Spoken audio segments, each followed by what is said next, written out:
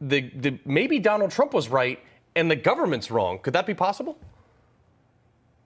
I don't necessarily agree with that. No, I think what happened in the first segment is that I proved that this Mar-a-Lago raid is just another smoke and mirrors of Donald Trump being used to distract people from what's really going on. And the fact is that Donald Trump is not who he says he is. He's controlled opposition. He's a wolf in sheep's clothing. And frankly, he's a coward. Hey, everybody. Comedian Maz Jobrani. What you just watched was political activist and head of the Patriot Party, Maggie McCarthy, on Newsmax, talking to the hosts about how they were talking about Mar-a-Lago, and the hosts were saying maybe Donald Trump was right, the FBI was wrong, etc., thinking it's just a lob ball, a pitch. Here you go, Maggie. Tell us how the FBI was wrong and King Donald is right again. And Maggie, boom, turned on them, was like, no. Donald Trump is a sheep in wolf's clothing. He is controlled opposition, and he is a coward. Now, Maggie McCarthy, hardcore conservative. I don't agree with anything she says or does, but here I do. Wow, we're on the same page. Interesting thing is, even the crazy people on the right, the Newsmaxes of the world, are starting to turn on Donald Trump. And it gets even worse for him. Watch this clip from InfoWars. Alex Jones, those guys are turning against him. Watch. The more I hear about all this and the more I see his responses, I think of the Bible verse that talks about pride goes before the fall. And I would say that Trump is a lot of great things. He is, but the pride that he carries around, the arrogancy, I mean, that's part of his shtick. Maybe that's how he's been able to be such a great foreign, deal with foreign leaders so well, but it could be his downfall. Boom, even InfoWars, this host on InfoWars is saying that Trump's downfall is his arrogance. We all know, I mean, that's one of. I mean, if we had to really look at this guy, he's a narcissist, he's arrogant, he's incompetent, he's not curious, he's not intelligent. There's a lot of, his art of the deal is really art of the failure.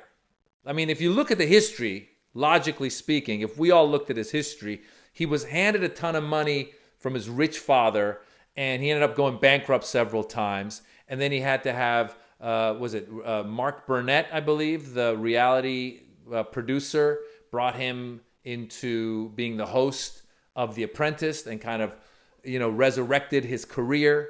And then, of course, he then leaned into the birtherism of Obama's birtherism and basically used a lot of his, like you were saying, arrogance and all that other stuff to bring in his base now. All of the hatred, he started to spew the hatred. But now even hosts on InfoWars are starting to say it. So, wow, I think he might be done.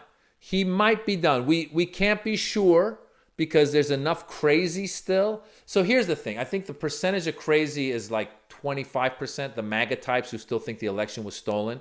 And then you've got 75% of people. There's a lot of conservatives in that 75%, but the people on the other side have known all along that the guy is a fraud. But the question becomes, as we lead into the elections, what percentage of the conservatives like this host have started to see the real Trump and what he stands for and how he's bad for the Republican Party? Clearly, there's still people that support him, including himself. Let's listen to this clip where he criticizes Mitch McConnell for criticizing him. We have to put up with him for a period of time, but eventually he'll be gone. He'll be gone. Well, he's bad news. Look, he just said that. For him to make that statement, John, to make that statement is a disgrace to some very good people. Yeah, and so that was a supporter of Donald Trump, actually Donald Trump himself, supporting himself and talking to this host about how Mitch McConnell has come out and said that they have a lot of weak Senate candidates who were endorsed by Donald Trump. And those include Herschel Walker in Georgia, Dr. Oz in Pennsylvania, J.D. Vance in Ohio, and others who are proving to be weak candidates because some of them are not very coherent, like Herschel Walker. Some of them are coming across as frauds, like Dr. Oz, who lives in Jersey and is running in Pennsylvania. Some of them, like J.D. Vance, are saying things like comparing abortion to slavery. A lot of them are anti-abortion 100%, or abortion rights, or the right of a woman to choose, I should say. So the candidates are weak. There's a lot of cuckoo candidates that won the primary because Donald Trump was supporting them, because they were supporting Donald Trump's lie that the election was stolen. And now they're being faced with the reality that the general population is going, oh, our choice is either a Democrat or some nut job.